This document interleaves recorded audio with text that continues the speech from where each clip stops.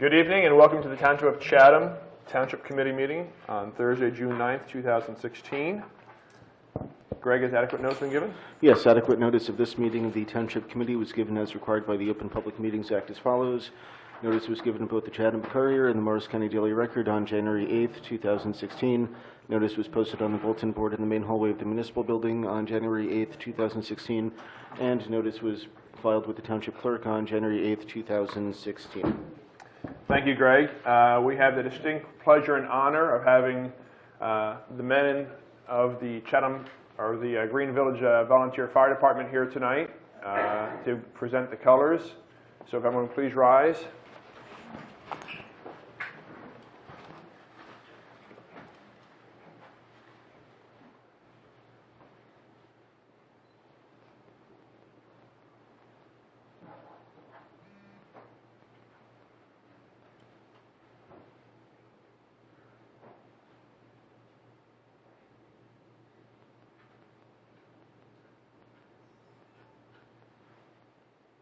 Look.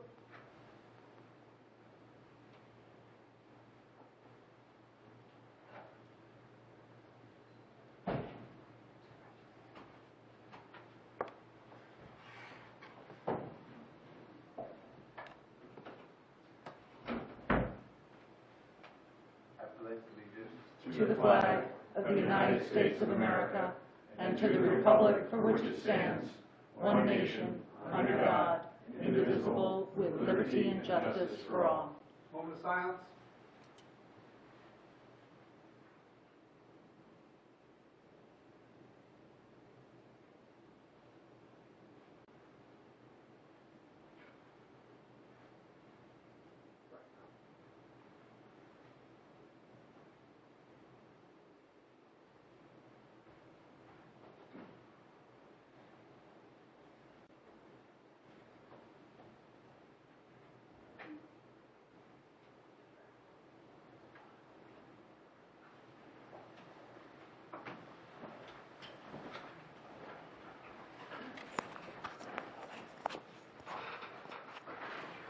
Thank you again, gentlemen, and we'll be seeing you all in a bit as well.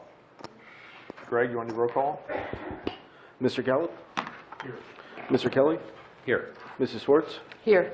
Deputy Mayor Sullivan? Here. Mayor Ritter? Here. Do I have a motion to approve the agenda? So moved. Is there a second? Second. All in favor? Aye. First up tonight, we have a presentation on mosquito control. There's been a lot of talk recently in the news about the Zika virus and West Nile virus, and it is the summer season. This is the season where the mosquitoes come out and everyone's barbecuing and such. So we have the pleasure of welcoming Chris McMorland, who's the director of the County of Morris Division of Mosquito Control, who's going to be giving us a brief presentation, which Tom Salvis will post on the website as well, eventually as well. So I guess if we can just turn our attention to Chris, that would be great. How you doing, everybody? My name's Chris McMorland. I'm the director of the Morris County Division of Mosquito Control, and I appreciate the council and mayor asking me to come out and talk to everybody regarding mosquitoes, their control and their disease, and maybe some things that you can do around your house to help yourself out. I work for the Division of Mosquito Control. Up until 2014, we were the Mosquito Commission. We basically were just absorbed into the Department of Planning and Public Works. Same name, same job, just different name. We're still doing the same thing we always done, which is basically control the mosquitoes in Morris County through an integrated pest management program. And what do I mean by an integrated pest management program? We use multi ways in order to control the mosquitoes in Morris County. Up on the top, we do a lot of public education events. One of the reasons that I'm out here today talking to everybody. We do a lot of surveillance. There are other diseases besides Zika. West Nile and chikungunya were very hot on the radar last year. West Nile is always around.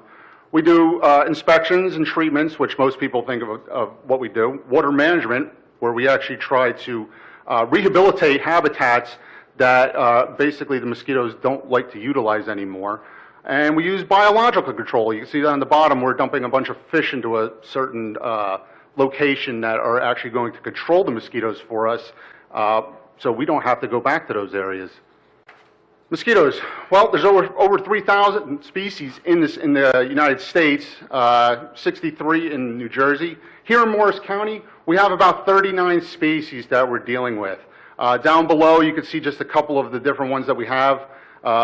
This is the Aedes albopictus, Aedes tricereus, Culex. The albopictus is going to be a more interesting one, and we'll talk about that one because this is the one we're going to be talking about when we're talking Zika. The Culex, the one farthest on the right, that's our West Nile mosquito. It's probably one of the most common mosquitoes probably in the state of New Jersey. There's a bunch of different species with it. This one happens to be a Culex pipiens, and that's also known as the common house mosquito.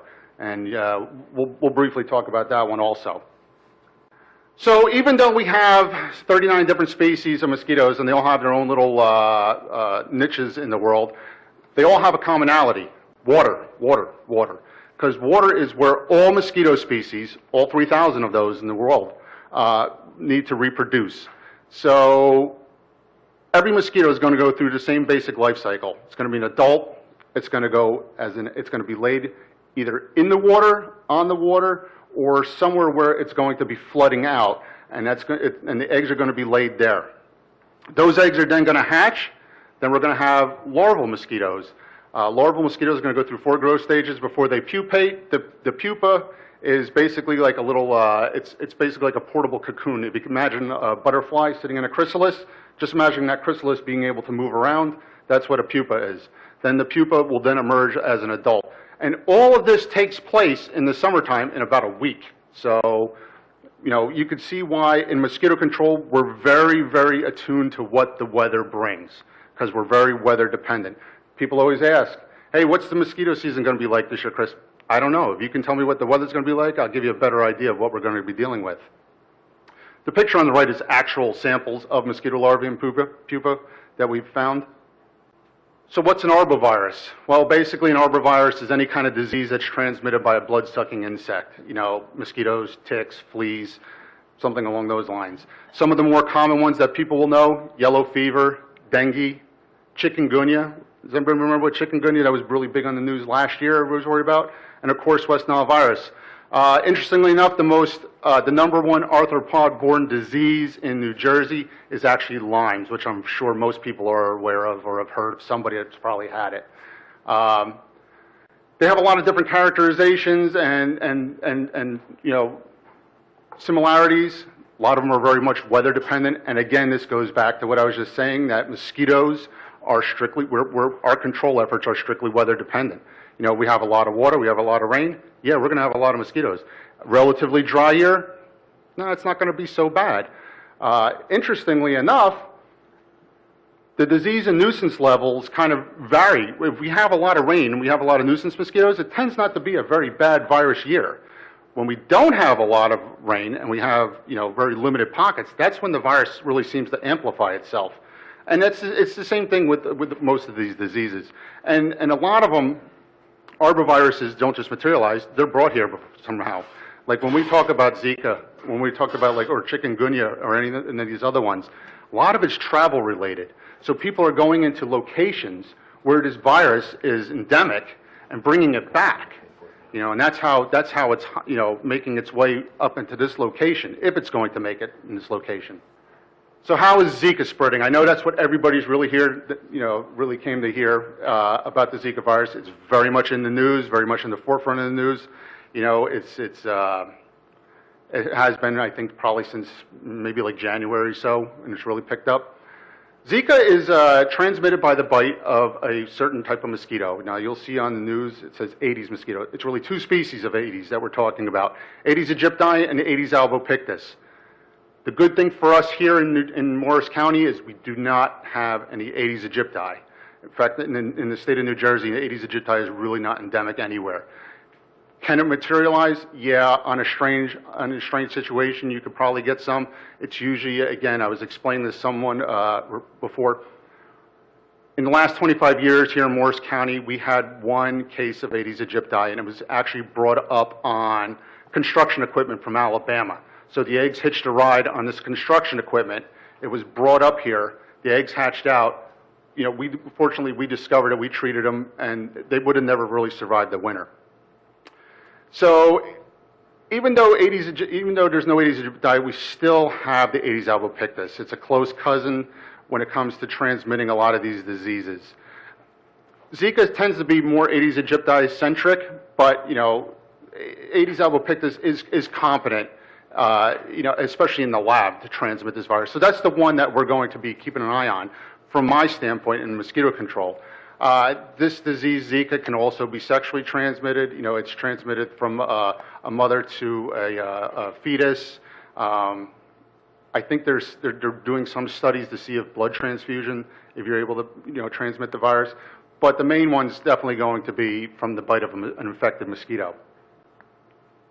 So this is, again, these are the ranges of the two mosquitoes that they're in question. The one in the blue is the Aedes aegypti.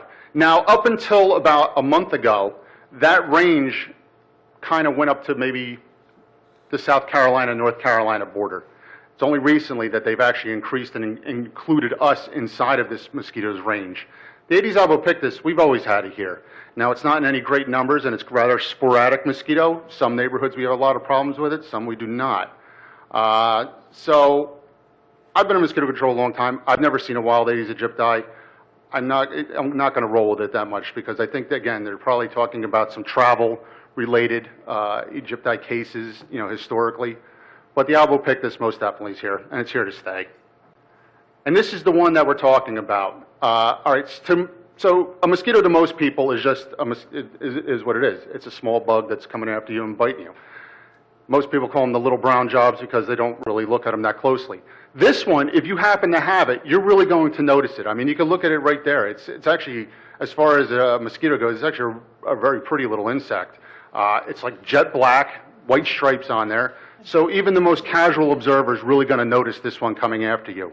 It's a container breeding mosquito, meaning that it prefers, so the stuff in your yard that might be holding water, that's what this mosquito is going to like for habitat, whether it's the tire, the old kiddie pool, whatever happened to get blown under the shrubs and is collecting water that nobody knows about.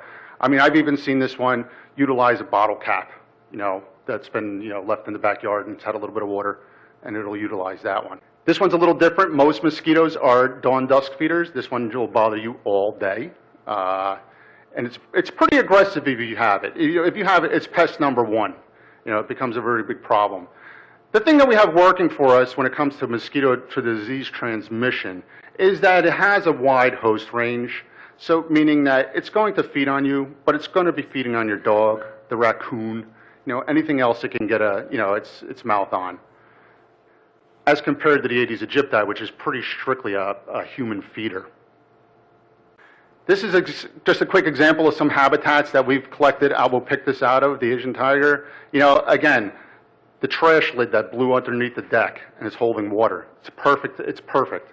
And you might not even realize that that's creating a lot of mosquito problems. The little ice cream container that blew out of the garbage that you forget to pick up, perfect habitat. The bird bath, and the thing is, we wouldn't say, don't have a bird bath or don't have any of these things. Just make sure you take that bird bath and clean it out every couple of days, and you won't have any mosquito problem from it. One of the other big programs that we like to do is we actually work with collecting illegally discarded tires. We've reached a milestone over the last, I forget how many years we've been doing it, but we've reached over 60,000 that we've collected. That's a lot of mosquito habitat. Each one of those tires has the ability to probably produce a couple 100,000 mosquitoes. So we've actually taken them out of the environment and recycled them appropriately. Just a quick idea so people understand how we look for these things. Not only are we going out and getting ourselves bit and trying to collect them, but we actually set out specific traps to collect mosquitoes. These ones are the ones that are most Zika-centric. We do have some other ones, and we're working on some other ones as we speak. But these are the ones that we will set out. Some of them are just dry ice baited because the adult mosquito is going to try to hone in on your respiration, so it's looking for a CO2 plume. The one on the bottom is really, we're just offering it some habitat, and we'll put some sticky tape in there and basically let themselves get stuck on there. Some of them are like the bottom on the right. That's actually, we're giving them some habitat where we want them to go lay eggs, and then we'll collect them. And the ones with the nets, those are the ones we actually collect for live specimens that we're then going to submit to the Department of Health for testing. And we run both albopictus, and we collect mostly Culex because we are always on the hunt for West Nile virus for the most part. So what are our plans and actions? A lot of people, what are you going to be doing about it? Well, again, we're going to increase our surveillance, utilizing these traps. And we've actually come up with some other novel ideas. We've tried to create some albopictus-centric traps that, that will really target them and help us, collect them and see what's going on. Source reduction. Again, we always, we work very hard to reduce habitats by collecting the illegally discarded tires. One of the main things that we really try to work on, for the most part, is we need to work with the public and have them police their own yards. Source reduction is the best method to control this mosquito. Again, because it bites during the day, it likes to go in backyard. It's really a backyard habitat. It's next to impossible for us to really kind of control and treat. We just don't have enough people to go around and do this kind of work, But if people were to take, charge of their own yard and clean up and remove any standing water, you would see a great reduction in this mosquito, in this particular one. We do larval control. In fact, that's what when we do mosquito control, as far as chemical control, that's the one that we mainly target, is the mosquito larva. If you think about it, they're in an aquatic environment. They're a captive audience. They're not really going anywhere. They're trapped in whatever body of water they're in, as compared to adulticide, which is, what we're going to do last. But it's a little more difficult to treat a free-flying insect than it is to treat in a larva or a pupal stage when they're in the aquatic environment. So we'll increase our, everything that we basically do, plus do a lot more public education events and try to get the word out on what people can do to help themselves and help us. So what are we doing now? Well, Zika cases increase globally. We need to manage mosquitoes locally, by minimizing this particular species of mosquito here. We're going to minimize the impact Zika has on Morris County itself. There's always going to be some level of disease. Hopefully Zika strictly stays as a distant virus. We get the odd transient case where people have gone down, maybe have contracted it, have come back. But as long as we don't have any local transmission, that's when we're going to start having some problems with Zika. West Nile, again, that's a virus that's here to stay. We'll have that every year, and every year we do look for it. And chikungunya is going to be pretty much the same as with the Zika. I also recommend to everybody, we get a lot of questions, a lot of concerns. What do we do about it? Well, follow CDC recommendations, especially if you're going to be doing some traveling down in those locations. They have a lot of good literature out there of what you should do, what you shouldn't do. It's basically all that I recommend to everybody. I wanted to throw this in real quick too, because West Nile, I don't want this one to lose, I want everybody to keep this one in their mind, because this is a disease that we do have here every year. It's a little bit different. So the Zika virus is spread by the bite of the mosquito, like from human to human. This one's a little bit different in that it's spread by the bite of a mosquito, but it has to feed on a bird that has West Nile. And then this Culex pipion then goes on to feed on either humans or horses, where we become a dead-end host, meaning that we don't have the ability to replicate the virus in our body, whereas Zika, we do have the ability to replicate the disease in our body. So once we get bit, like I said, you become immune to it, and the virus, it can't bite, a mosquito can't bite you and then transmit it to another person. It's got to get it from a bird again. And you can see there's a map on the right. That's the location where we found West Nile last year. So you can see a lot of, we do a lot of trapping, and we'll continue to trap every year for this disease. In fact, we already are. We're already started our West Nile surveillance program. And again, as compare and contrast, Aedes albopictus was this nice little jewel of a mosquito, very black and white. This is what your typical Culex pipion looks like. It's just a very nondescript brown mosquito. The neat thing about it is that by working towards controlling the Aedes albopictus, you're actually going to be working on controlling this one too, because this is, again, a container breeder. So the less containers you have sitting around your house, and there are tons of different ones. In fact, I left some literature in the back. There's a great flyer. It's really a pictograph. things to look out for, things that you wouldn't really think about. This mosquito has a wide host range. You know, it doesn't just strictly feed on man, but it's not a very aggressive mosquito. This is the one that's going to bother you. You won't even know it. You're trying to sit out in your backyard, eat dinner, or, you know, just have a drink or something like that. This is the one that's going to fly around nonchalantly and go after your leg, and you probably won't even know it's there. It's not super aggressive or anything. So what can you do about it? There are things that you can do besides just draining stuff in your yard and making sure your yard is mosquito habitat free. Use of repellents. We like to, you know, I recommend, there's 4 separate products that are really recommended by CDC, and they're all EPA registered. Again, it's DEET, picaridin, IR3535, which is the stuff in Skin So Soft, and oil of lemon eucalyptus. This is, if you go on our webpage for mosquito control, we have this up there. This is a really good chart just to show you about the various types of products, things that you need to be mindful of. Reapplication times. You know, the less percentage of active ingredient, the more frequently you're going to have to reapply this product. I never recommend anything higher than a 30%, in all honesty. It's just overkill for the most part.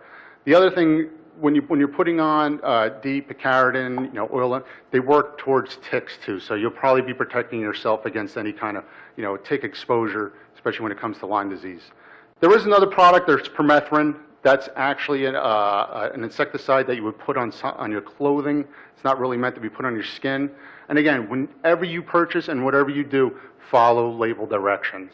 It's the most important thing that you can do. And again, trying to keep it quick, and hopefully we have a couple of questions. If you have any, you know, always check out our webpage. We got a lot of good information. We post spray times, what we're going to be doing anything. And just give us a call if you have a problem. We'll come out. All right. Well, thank you, Chris. I just have a couple of questions. I suspect people on the committee might have questions as well. As it relates to the spraying, is there any spraying that you know that's to be anticipated in the township itself, Green Village for that matter as well? Well, as of right now, in Chatham Township, we've probably been doing larval control since the end of March.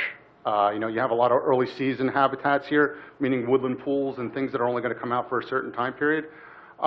Spraying, we're strictly numbers driven. There are certain locations in Chatham Township that make it very challenging. Great Swamp, federal property. There's not much I can really do about it. You know, I have no jurisdiction over it, and they just they have their own rules and regulations. So, I mean, we try to work with people that live on the border, again, trying to educate them on what they can do really to kind of protect themselves more or less. The problem is you also get a lot of other types of insects, not just mosquitoes coming out, you know, so, but in everybody's mind, it's strictly mosquito, but there's a ton of biting flies. I mean, the deer flies have really been out, strawberry flies, horse flies, and it's crazy. But, I mean, if there is spraying ever to be done, and we have done stuff in Chatham Township, especially in response to West Nile, you know, not recently, but I took a look in the records in 2013, 2012, you know, we have some locations, and we always post them. We always let the health official know so that they can relay that information to you and to whoever needs to know about what's going on. And the spraying is determined by? Spraying is determined, well, for disease control, it's determined by, I never let if I find any kind of virus activity, I always treat. And the reason being is you never end up controlling all the mosquitoes, but what you want to do is break the cycle. You want to make sure that there's not enough adult mosquitoes out there that are going to be able to transmit the virus. So you bring them numbers down, and usually the virus kind of, you know, it levels out or goes away until, you know, it cycles back in. If there's high enough populations of nuisance mosquitoes, yeah, we do. And we try to do limited control spraying. You know, we use various pieces of equipment. You know, in everybody's mind, we always think about the trucks with, you know, fog. All right, so we do use some truck-mounted stuff. It's really, it's not in the thermal fog anymore. It's more of a ULV. It's the product just broken down into micron size and put out. I mean, it doesn't take a lot to control mosquitoes. You're not trying to control some large insect or animal, and we'll do that. But we use ATVs for the most part and try to take, you know, the spray to where the mosquitoes are coming out of with hopes that they don't infest neighborhoods. So if anybody's interested, again, you can actually subscribe to the webpage. It used to be Blogger. It's something different now. And it'll send you an email. Again, I update it pretty much daily, you know, especially now in the summertime. And it'll let you know where we're going to be, what we're going to be. If we're going to be in Chatham, I boldface every town, and I try to give a street or location where we're at. Great. And then my other question was, in terms of DEET, was listed as one of the options. Are there health concerns regarding using DEET? You all have parents with a small kid, they don't want to put DEET on the kids, and Yeah, all right, so DEET, from a scientific standpoint, has the best science behind it. It's been a product a very long time. You know, there's a ton of different reports out there, from some for, some against. CDC recommends it. I always recommend it. It's a great product. If you're concerned about children, use a lower concentration, a much lower concentration, but just be mindful of that reapplication time. Be mindful of the children are swimming. You know, there's a lot of things that are going to take it away. When my children were small, I used nothing more than a 7%, and then you know, avoid their hands and stuff too, because they will stick their hands in their mouth, you know. But yeah, I mean, DEET's probably one of the. I use basically all those products at some point or another. They all work great. great, thank you. I didn't see citronella up there. Everything on the shelves is citronella, everything. So is that just all marketing? That doesn't count? All right, so citronella, if citronella makes you feel better, you could use it, but from a scientific standpoint, you would have to have so much of it in order to really make a difference that I don't think it's really, I don't recommend it. I mean, you know, it's not a picnic, it's not a backyard picnic without a citronella candle. I have one of myself. Sure. But I mean, for the most part, it's really not going to ward away the mosquitoes per se. It doesn't. You know, no, you'd have to have a ring of it probably going around your property. They'd see it from outer space probably. With That's citronella. crazy. Because it's everywhere. Yeah. Every garden center, every grocery store. We have the tiki torches with the citronella oil in there. I like the smell. Looks good. All righty, that's interesting. Thanks. Any other questions? No. Any questions? Any questions? What is the scope of the mosquito once it decides to live someplace or plant their eggs? How far does the mosquito travel? Oh. Do you take care of your own mosquitoes?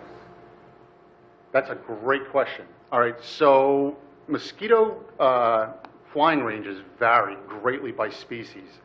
The Aedes solicitan, which is really a salt marsh mosquito, and we don't have to deal with it, thank goodness, has quite a flight range. I think it's been known to go up to like 30 miles. You know, maybe that's with a good wind behind it. The ones of concern, like the Aedes albopictus or the Culex pipian, very limited flight. They're very, very weak flyers. They don't fly very far at all. So the way that this mosquito gets around is it hop, skips, and jumps from backyard to backyard to backyard to backyard. That's how it's extending itself. So if you're actually able to cut it out of your backyard, you're actually controlling it. And if you talk to your neighbors and you get your neighbors in like this backyard cleaning gang, you could actually probably eliminate that one. The Culex pipian doesn't really fly far either, too. Now that one has a much bigger, there's just so many of them right now, but they don't fly very far either. 1,000 feet from wherever they hatch out. They're only going to go as far as they need to get a blood meal, go back to their habitat, lay the eggs, and then move on. One of the big things with the Culex pipian is catch basins, source system. They love it down there. Think about it. It's nice. It's pretty much even temperature most of the year. A lot of older towns have, you know, sumps or some water sitting down in them. That's a prime area for mosquitoes. You know, if we go around to an area and we can't find, we find nothing but like, these great backyards. We don't find any. That's one of the first places we'll check is inside the source system and see what's going on in there, in the catch basin. So it all depends on the species. Getting back to your original question, these ones, they don't fly far at all. You're really helping yourself and your neighbors out by emptying the stuff in your backyard. You effectively have a mosquito magnet. I always get excited to see how many mosquitoes. Oh, do. Okay, so the mosquito magnet, the science behind them is fantastic. It's exactly like what I do. It mimics respiration for the most part. I look at it from two different ways. One, yeah, you're collecting a bunch of mosquitoes, but two, you're also drawing a lot of mosquitoes. You're drawing their attention to your yard, so you're bringing in like your neighbor's mosquitoes and stuff like that. I would put it in the farthest corner, you know, away from my house. I mean, you know, I don't recommend one product over another, but the science behind it works. And that's exactly what you're doing. When you hook up the propane tank to it, it's basically just creating a false respiration plume that the mosquitoes are going to find and hone in on. we could, if I had a lot of time, we could go into all kinds of science with the mosquitoes. It would be, I would probably kill the meeting. I'm sorry. Any other questions?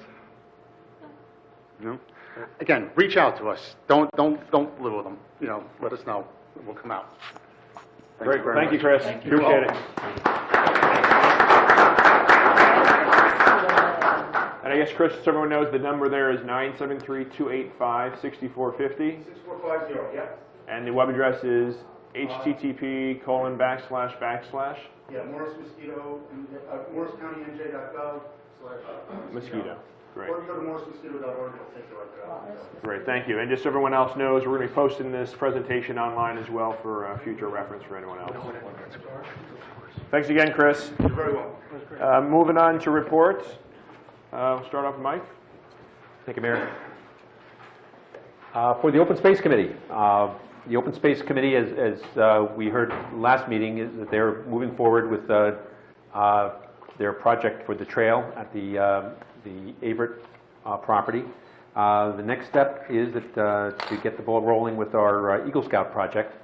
And for that, they need a consensus from us for spending 600, maybe a not to exceed 700 type of a consensus from us on supplies for the Eagle Scout to build a picnic table with 2 attached benches, with a freestanding bench, and then also a kiosk / bulletin board type of a structure for the trailhead.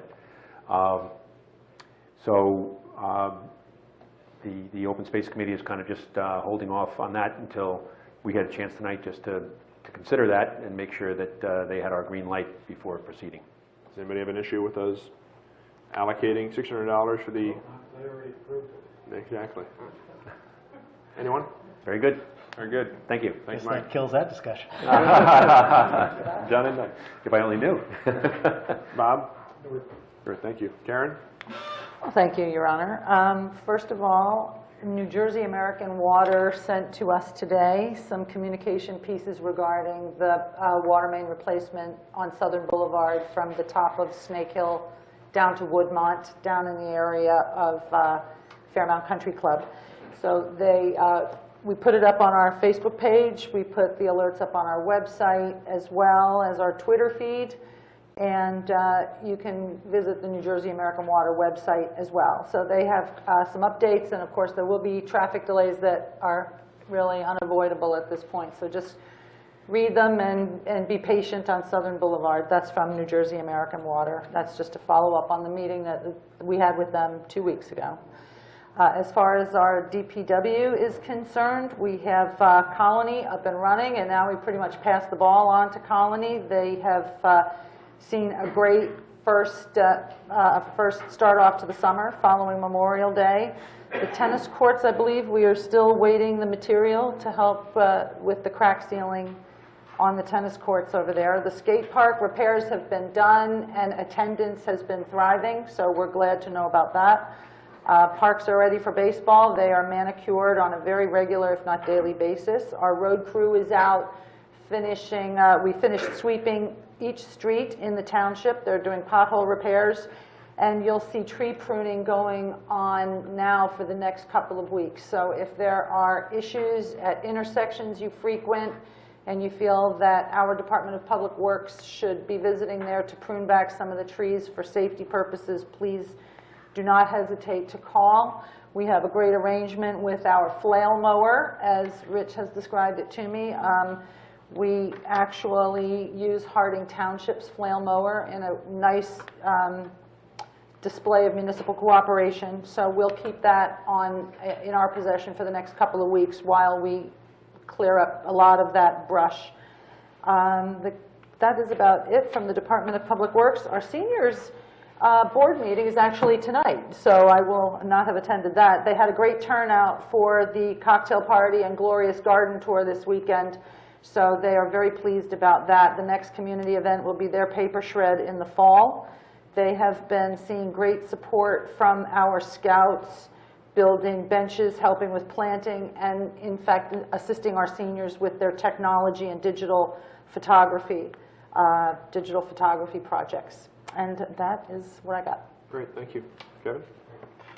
Only thing to report is the Historical Society had their picnic, which was held inside at the Red Brick Schoolhouse, celebrating their 25th year of service to the township, and it was well attended and enjoyed by everyone. Great, thank you. Only two things to report on my end. One was we had the suicide prevention presentation last Thursday. Had a great turnout. We had almost 30 people or so there. That presentation is reposted online on the homepage of the website, and we encourage everyone who was unable to attend to take a look at it. A lot of great questions. Again, a topic that's I think deserves some attention and brought to the forefront as we try to bring greater light to this important issue. The other item is black bears. As many people in town have seen, there's been quite a few sightings of the black bears. We don't know if one, two, or how many are out there. I don't know if the chief could opine on that. But despite that, I did speak with the New Jersey Department of Environmental Protection to see what we can do, in fact, to counter these bears in terms of trapping them and moving them on or whatever the case. Unfortunately, if these bears, unless they're a Category 1 black bear, which basically means they break into a home or break into a shed or do some kind of property damage or attack a domestic animal or to attack any farm animal or attack a child or a person for that matter, they basically won't do anything about it. So at this point, I just encourage everyone, if you do see a black bear, there's black bear awareness information on our website. Take a look at that and what you should do. If you see one, obviously call the police to report these issues. But we'll continue to monitor the black bear issue in town and see what we can do in the future. We've discussed possibility of, they've got 2 hunting seasons in October and December, and see what we can do to help cull the herd, as it were. So with that, I'll turn it over to John.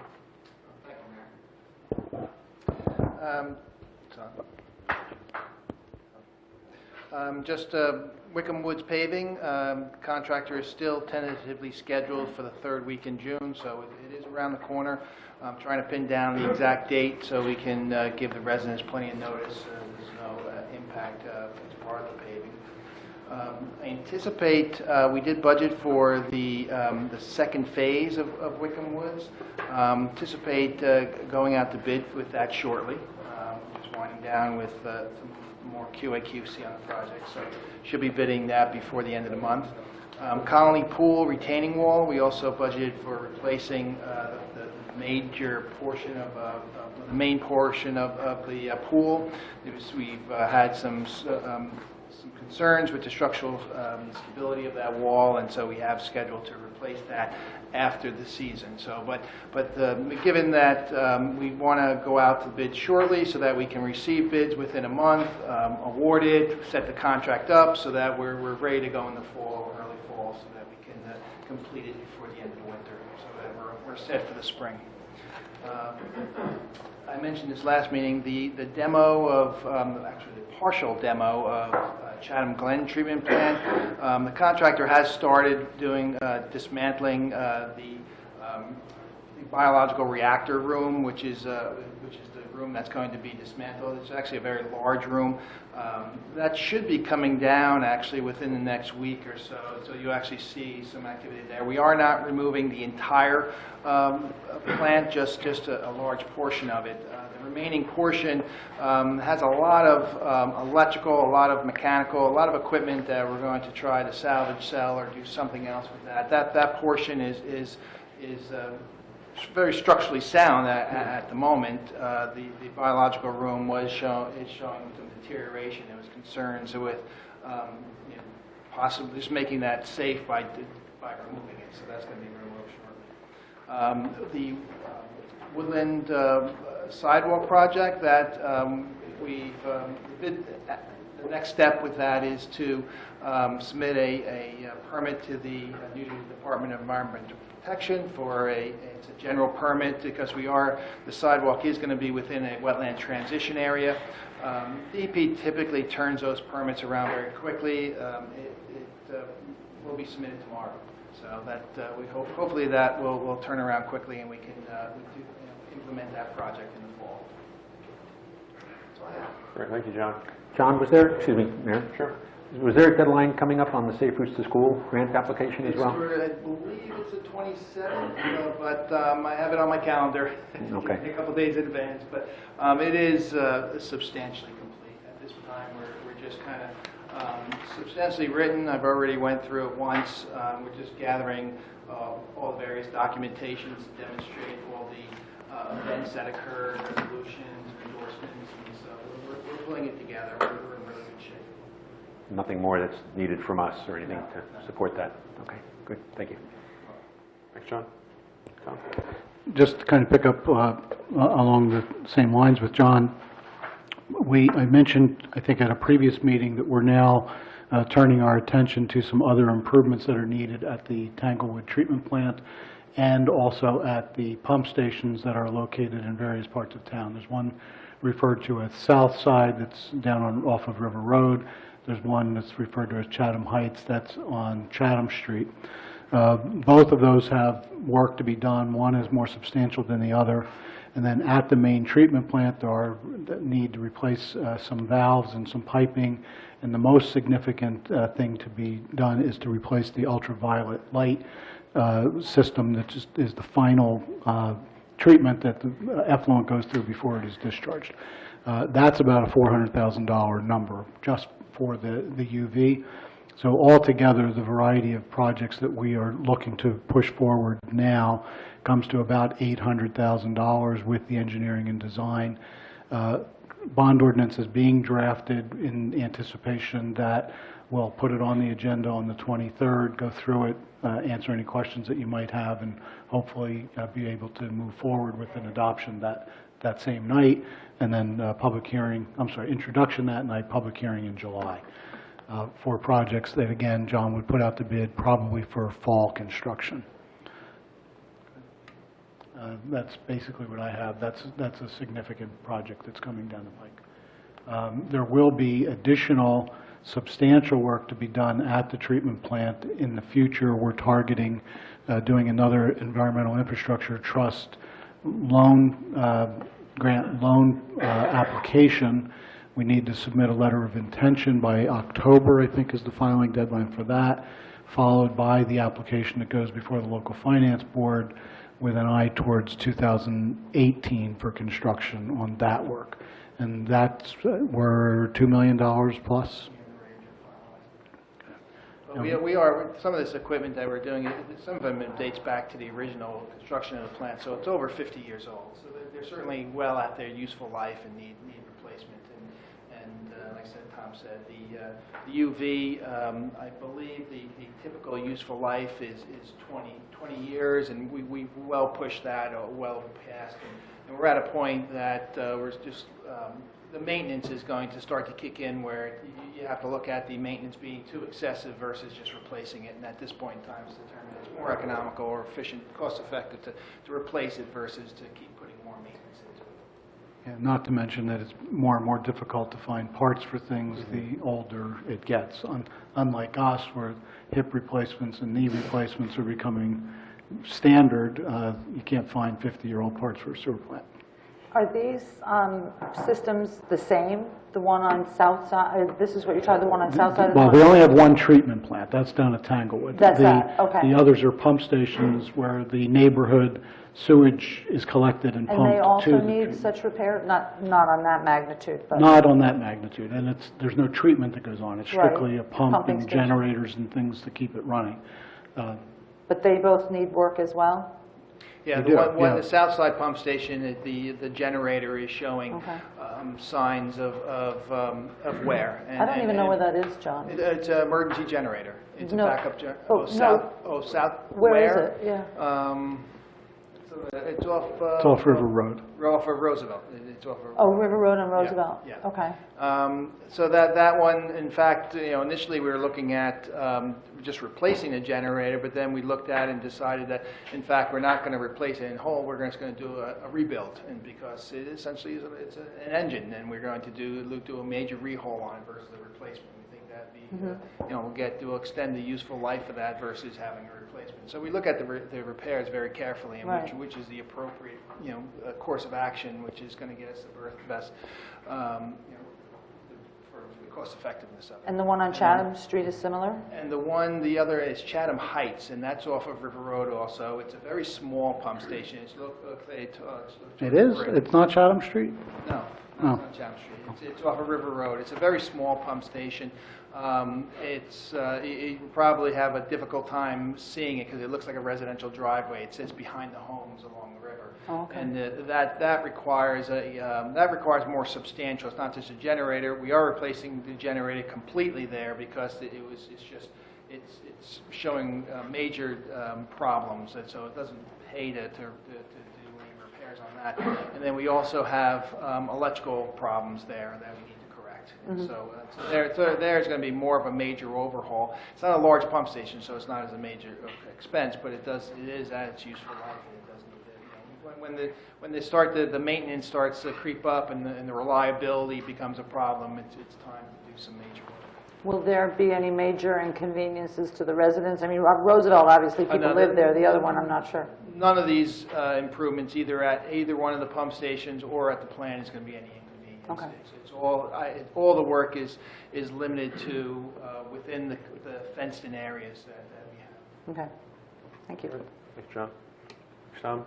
Chief, anything? Rich? Great. Moving on, we're going to have a hearing of citizens. This is an opportunity for any member of the public to be heard about issues which are not topics scheduled for a public hearing tonight. To help facilitate an orderly meeting and to permit all to be heard, speakers are asked to limit their comments to 3 minutes. So we'll open up for public hearing right now if anyone has anything to say. All right. Moving on, we have the adoption of Ordinance 2016-16, Ordinance of the Township of Chatham, County of Morris, State of New Jersey, naming an unnamed street located in the Township of Chatham Memorial Way. I'll just read a brief part of the ordinance here. It says, whereas the Township Committee of the Township of Chatham finds it to be in the best interest of the Township to honor those who served in the armed forces, and particularly those who sacrificed their lives for the preservation of freedom in the United States of America, by naming that unnamed street in the Township as Memorial Way. This is an area of the Triangle and Green Village. I think many residents know that each year the fire department puts on a fantastic Memorial Day ceremony for those who've died in the line of service, and we greatly appreciate all that you guys do. And Karen most recently brought this up to the committee. We discussed it in years past, but finally we got it done. And so today we want to present the sign to the department. You don't have to bring it home with you tonight. We'll have DPW erect it for you. But we want to thank you again for your service. And Chief Bear, if you want to come up and say a few words or anything, or we welcome you. It's an honor to be here. No, I just wanted to thank the committee for allowing us to pick the name, and as you said, honor those who sacrificed all in the armed forces. Great. Well, thank you. We'll quickly pass this and we'll present this to you. So do I have a motion to approve? So moved. Is there a second? Second. Mr. Gallup? Mr. Kelly? Yes. Mrs. Schwartz? Yes. Deputy Mayor Sullivan? Yes. Mayor Ritter? Yes. So if you guys, Chief, you want to come on up, we'll present you the sign. Bring some muscle. Yeah, we need somebody to carry it.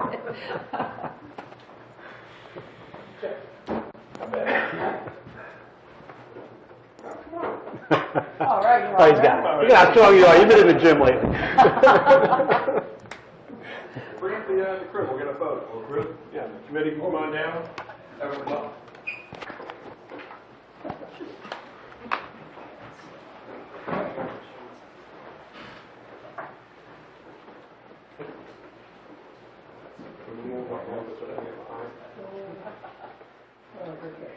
Karen, Evan, Bob, Mike. That's right. 10 years ago. Yes. Things take a while.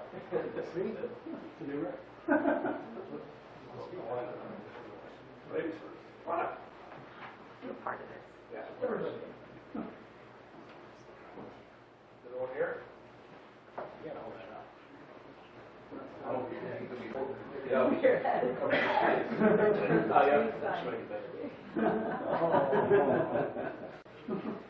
Vacation for a week.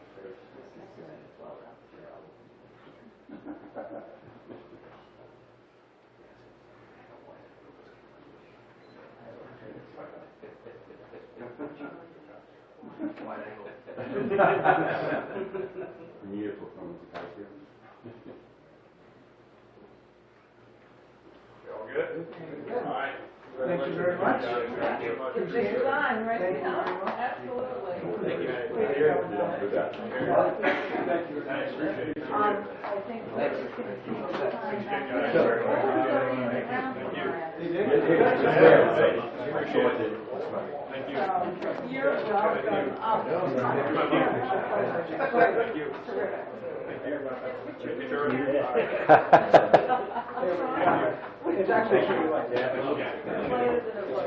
Thanks for coming.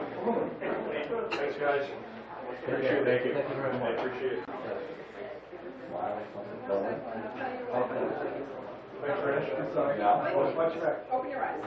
Smile.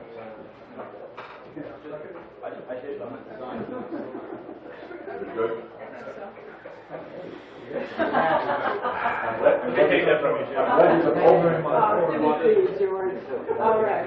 Take care. Thank you. Thanks for coming. All right. It's not that heavy. No. It looks heavy. I thought it was. It's bigger than it looks, though, when it's up on the street. Rich told me it was 300 pounds. Rich, that doesn't look 300 pounds, Rich. Huh? It is. Like the Statue of Liberty. There you go.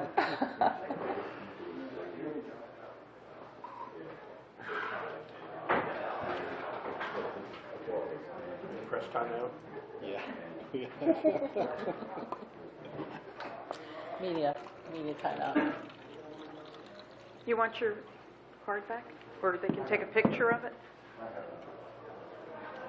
Thank you. Ed, Alex, you all set? All right. Big doings. Moving on to our consent agenda. Greg, you want to read those off for us, please? Yes, this evening we have Resolution 2016-132, payment bills, 2016-133, approving meeting minutes, 2016-134, approving executive session minutes, 2016-135, endorsing Madison's Grata Grant application, 2016-136, renewal of liquor license, 2016-137, supporting Senate Bill S-2254 and Assembly Bill A-3821, and Resolution 2016-138, approving fire department memberships. Great. Do you have any questions on the consent agenda? Can I just ask for a little bit of an explanation on 137?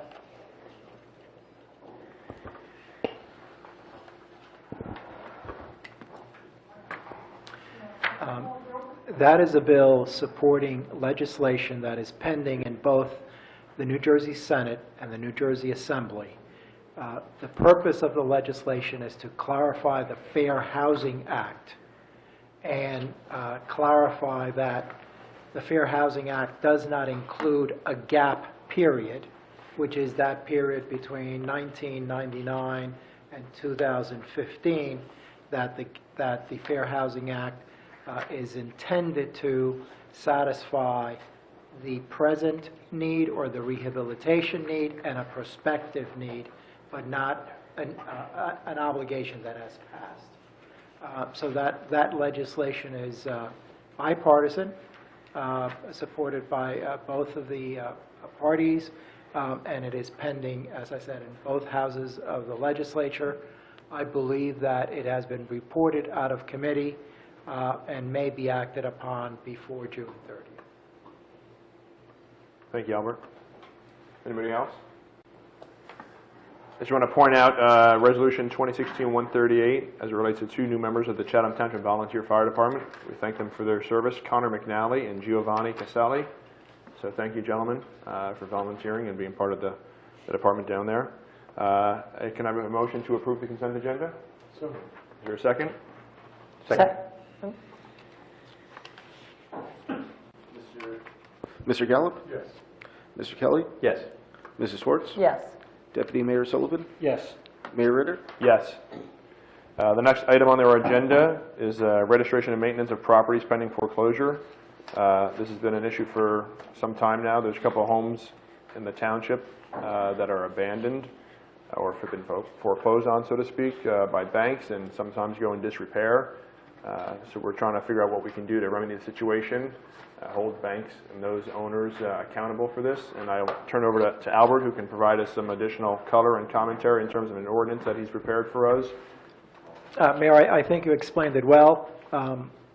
There is, legislation was adopted into law which allows municipalities to adopt an ordinance which essentially, once a bank files a foreclosure action, makes that bank responsible for the maintenance and upkeep of that property if it is not being maintained by the property owner.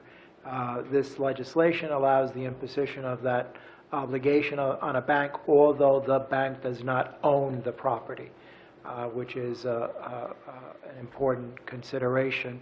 So once the bank starts the foreclosure action, the bank will be notified that there is a violation, and if the bank does not remediate the violation, then the bank is subject to a fine in municipal court. Thank you, Albert. I thought we had the ordinance in our packets tonight. It is. It is? Yeah, It is. It's under the, seems like it's in the consent agenda. All right. Does anybody have any questions? I know it's in terms of the general scope of this ordinance and this proposal.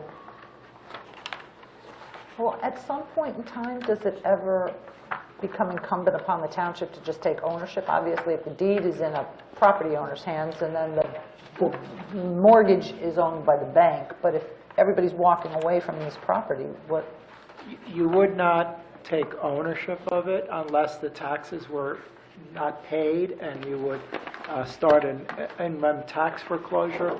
But what this also does allow is, after a point, the town to repair the property, remediate the deficiencies, and then place a lien on the property. But this would not be a mechanism for the town to gain title to that property. Is there, there are properties that we have right now that are not subject to this, which is why we're acting on this, or is this just a broader scope, is sort of a what-if situation? I think the answer to that question is yes to both. There was a discussion that I was made aware of that there were one or two properties that were a problem, that the bank was just not being responsive. So this is, hopefully, will provide a mechanism for those properties, and then going forward, you have it in place, so the mechanism is there instead of having to create it. One of the things that's important is that if you look at toward the end of the ordinance, the section dealing with enforcement, the New Jersey Bankers Association is very often able to help municipalities locate the right property manager at a bank, because that's often a difficult task to identify who to contact at the bank. So one of the things that this ordinance does, it allows authorizes the construction code official to enforce the ordinance, and in furtherance, and is further authorized to contact the New Jersey Bankers Association for assistance in enforcing the ordinance. So built into the ordinance is additional help for the construction code official. So I think overall, this basically gives us more teeth to remedy these problem properties. I know there's one on Dale, there's one on Glenmere, over on Snake Hill, and other areas where, we do what we can, and sometimes the township has to go out there, cut the lawn, maintain the properties and such. And this also gives the opportunity to, go to the banks to pay for those repairs, as it were, or that maintenance. Not a concern really, but my question is, is this a function of the court systems and the mortgage crisis and being held up? So the banks would love to speed up the process. They're being told, slow down. The courts are backlogged, so the proceedings aren't proceeding fast enough. We're strapping on a $2,500 a day fine. At some point, you can by this violation. Our concern is the care and maintenance of the property.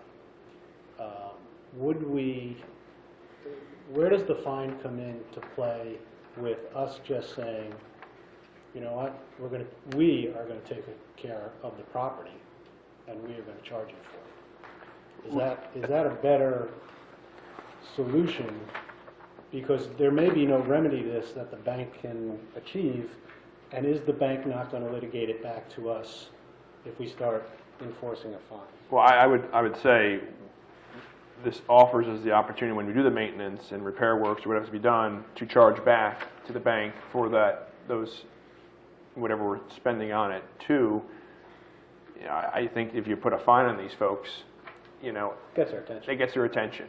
$2,500 to I don't know how big or small the bank is, you know, after a while, you know, it's to make a difference. So, But Tom, we have that ability now, in essence, to put a lien on the property for any repairs that we have to make, and we would end up getting in line. Well, we go to the head of the line, but it is still a cumbersome process to go through, because you have to give notice, you have to give them, you know, plenty of opportunity to do it themselves, send further notice when they failed, and issue them a summons. So, you know, if you want to get out there and get the grass cut, you got to go do it. Because, you know, if it takes you 60 days to walk through the process, by the time you get there, the grass is waist high. Mm-hmm. So it's been frustrating. There are a few persistently problematic properties for us. Fortunately for us, it's not widespread, and in most cases, they do resolve themselves because of our, you know, housing demand here. You know, the problem properties either get fixed up or demolished and replaced with something new. But in the interim, it's frustrating. Do we have the right, after a house has been vacant for X number of years, to essentially, while it may still be in foreclosure, to proceed with demolition proceedings? To proceed with what? Demolition? There is another statute that I did not prepare an ordinance based on that specifically deals with abandoned properties. The requirements for that are fairly high, and I did not want to offer that without having more of a factual understanding of what is occurring in town. That statute may not necessarily be the best fit for Chatham Township. But in answer to your question, this does two things. It does allow in section 9.7 repairs by the town, and in section 9.9, it is a fine up to that amount. It is not automatic. The municipal court judge has discretion, and I think the municipal court judge has the same goal that you have, which is compliance and having the property returned to a suitable condition. So the judge has a lot of leeway, as does the municipal prosecutor. But this is, as I said a moment ago, this ordinance is modeled upon the state law. That's what the state law does. The judge can always go less, but if you don't put the maximum out here, then the judge is bound by whatever lesser amount you impose. So it's really for the judge to be able to utilize in those cases where the bank is not being cooperative.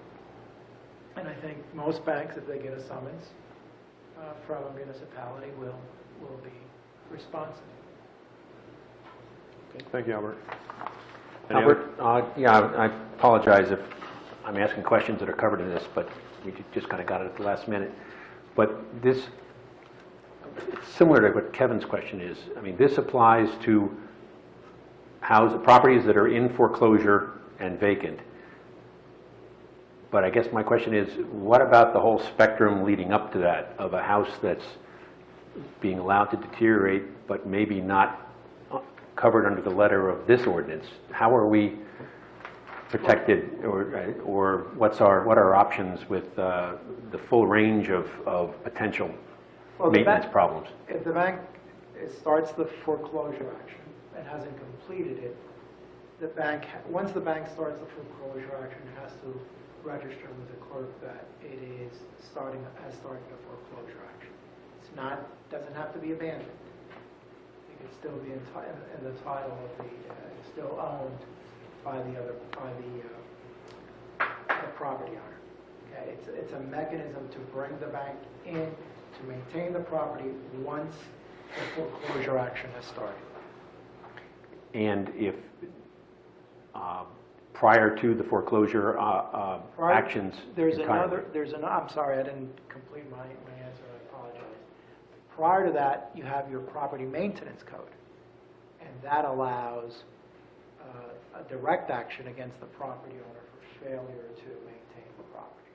And we haven't come across any problems with that. That seems to be adequate the way it's established now, or does that need any review? And I don't think it needs review, but we do exercise some discretion in how we enforce it. There are some properties that certainly we have taken corrective action on, but have not, really pursued penalties or fines because there were circumstances that warranted us just taking care of it. We try to be sensitive to the needs of the homeowner and to recognize that sometimes things happen in a family that just maybe needs some help. So we have not been heavy-handed in our enforcement, but we have sent out many property maintenance violations in the past. Probably in excess of 90% get resolved almost immediately. But as I said, in case where they have not been immediately resolved, we've typically had Public Works crew go out and clean up the property for the sake of the neighborhood.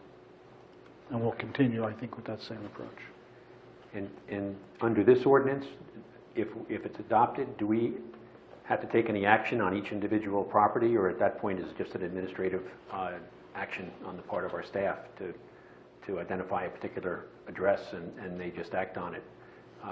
Partly for the same reason that you just mentioned, the publicity and stigma attached with Where it. it's in foreclosure, where we can find somebody that can be held responsible, then it's our intention to do so. Some of the ones that we've had problems with were in foreclosure, and it was, a bank like in Texas. They're not here monitoring the property. They don't have anybody under contract to take care of the property, and it's difficult to find a responsible person at some, corporate headquarters that's 1,500 miles away. So that's been the largest obstacle in terms of dealing with properties that are in foreclosure.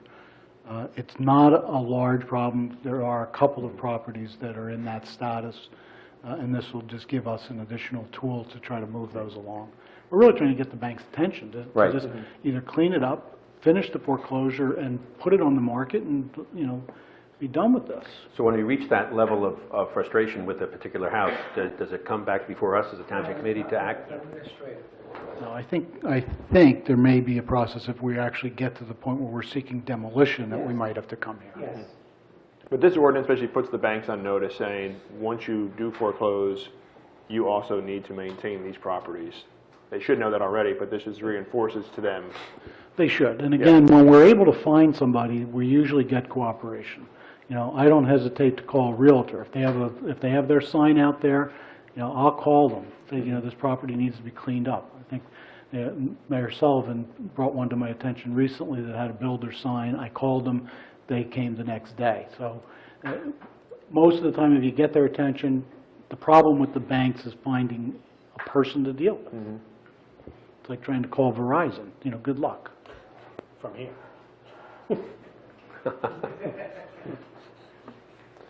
Thank you, Tom. Does anybody else have any questions? Just a related question, Albert. There was a recommendation in the auditor's report regarding foreclosed properties, but is that totally separate from this? That is totally separate from this. Those are properties that have tax liens on them. I don't believe any of them include any properties with improvements. They're all vacant lands. And in fact, those were old files that Mr. Woodward had kept to finish up because they had already done much of the legwork. In fact, I spoke to Carl this afternoon to get a status report on where they are, and they are ready to try to close those out. Most of them are small little things. There are a couple that are substantial, but most of the background work has already been done, and they are going to be moving to try to get this all resolved by the end of the year. Thank you. Any other questions? Do I have a motion to introduce ordinance 2016-17? Ordinance of the Township of Chatham amending Chapter 11, titled Building and Housing of the Revised General Ordinances of the Township, to add Article 11-9, titled Registration and Maintenance of Properties Pending Foreclosure. So moved. Is there a second? Second. Good luck, Greg. Mr. Gallup? I'll second. Mr. Kelly? Yes. Mrs. Schwartz? Yes. Deputy Mayor Sullivan? Yes. And Mayor Ritter. Yes. Public hearing on June 23rd. Thank you, Greg. We'll now open up for hearing of citizens that would like to come forward and speak. Seeing no one coming forward, we have executive session. Greg, you want to read a resolution, please? Before you do, I can just make a correction. We're going to put a hold on personnel, so that will not be discussed tonight. So it will just be litigation and possible acquisition of property. Resolution 2016-P-09, resolution of the Township Committee of the Township of Chatham and the County of Morris, State of New Jersey, authorizing conference of the Township Committee with the public excluded, whereas NJSA 10:4-12 of the Open Public Meetings Act permits the exclusion of the public from a meeting in certain circumstances, and whereas the Township Committee of the Township of Chatham is of the opinion that such circumstances presently exist, now therefore be it resolved by the Township Committee of the Township of Chatham, County of Morris, State of New Jersey as follows. The public shall be excluded from discussion of the specified subject matter. The general nature of the subject matters to be discussed is as follows. Pending litigation, Township of Chatham Affordable Housing Declaratory Judgment Action and Fair Share Housing Centers request for mediation, property acquisition or investment options. It is anticipated that the minutes on the subject matter of the executive session will be made public upon conclusion of the matter under discussion, and in any event when appropriate pursuant to NJSA 10:4-7 and 4-13. The committee will come back into regular session and may take further action. The resolution shall take effect immediately. Thank you, Greg. Do I have a motion to approve? So moved. Second? Second. Mr. Gallup? Yes. Mr. Kelly? Yes. Mrs. Schwartz? Yes. Deputy Mayor Sullivan? Yes. Mayor Ritter? Yes. All right, we'll move to executive session, and we may not take action. All right, good enough. Thank you.